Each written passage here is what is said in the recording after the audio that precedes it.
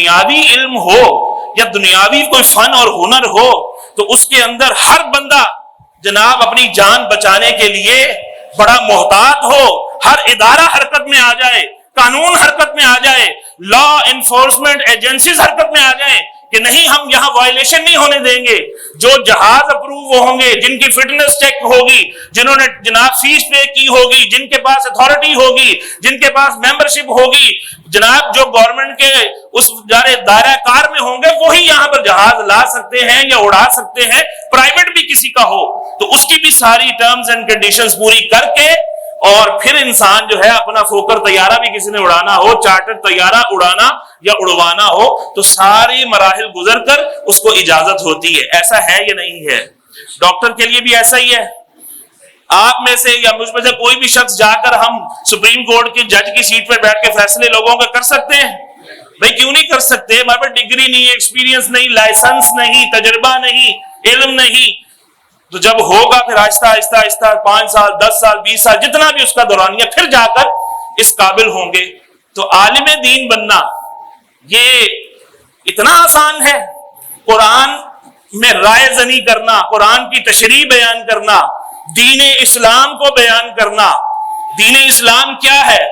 اللہ کے احکام کو لوگوں کو بیان کرنا، رسول اللہ صلی اللہ علیہ وسلم کے فرامین کو لوگوں کو بیان کرنا۔ کس کے لیے؟ جو جناب مادری پنجابی زبان، اردو اس کو پوری آتی نہیں، پنجابی پوری آتی نہیں، سن کے سیکھی ہوئی ہے، اس کے جناب اسرار و رموز نہیں پتا، کنایات نہیں پتا، استعارات نہیں پتا، تشبیہات نہیں پتا، جس کی جناب کسی چیز کی اس کو نو ہاؤ نہیں ہے، شدھ بدھ نہیں ہے۔ کیا آپ جو ہے وہ اس میدان کے اندر قدم رکھ سکتے ہیں؟ آپ اردو کے پروفیسر بن سکتے ہیں بغیر اردو پڑھے؟ آپ پنجابی کے پروفیسر بن سکتے ہیں؟ ہرگز نہیں۔ دنیاوی علوم کو تو آپ اتنا مقام دیں، اتنی عزت دیں کہ نہ بھائی یہ پروفیسر نہیں ہے، یہ تو ایسا ہے تو ویسا، یہ ڈاکٹر نہیں ہے، یہ عطائی ڈاکٹر ہے، یہ جعلی حکیم ہے۔ اور علم دین کو آپ نے اتنا گھٹیا سمجھ لیا، معاذ اللہ، اتنا ہلکا جان لیا، اتنا غیر اہم جان لیا کہ جو کوئی مرضی اٹھے اور کہے کہ اس آیت سے مراد میرے اللہ کی یہ ہے جو میرے دماغ میں آئی ہے، اور آپ اس کو ماننے کے لیے تیار ہو جائیں۔ آپ اس کو اٹھا کے اپنے ممبر پہ بٹھا لیں، آپ اس کو اٹھا کے اپنے سٹیج پہ چڑھا لیں، آپ جناب اس کو سبسکرائب کر کے، اس کو فالو کر کے اس کے فالوور بن جائیں، فین بن جائیں۔ واہ جی واہ، یہ تو امام بن گیا ہے، یہ کیسی سوچ بیان کر رہا ہے۔ مولانا نے، علماء نے تو ہمیں جناب کنزرویٹو بنا کے رکھا تھا۔ تو عزیزان محترم، اس طرح سے گمراہی پھیلتی ہے، جس طرح ساری فیلڈز میں آپ کسی کو اجازت نہیں دیتے کہ جو نااہل بندہ ہے، جو ماہر نہیں، جو ماہر ہوتا ہے نا لیکن ریٹائر ہو جائے تب بھی وہ پھر اس قابل نہیں رہتا۔ ریٹائر کیوں کرتے ہیں؟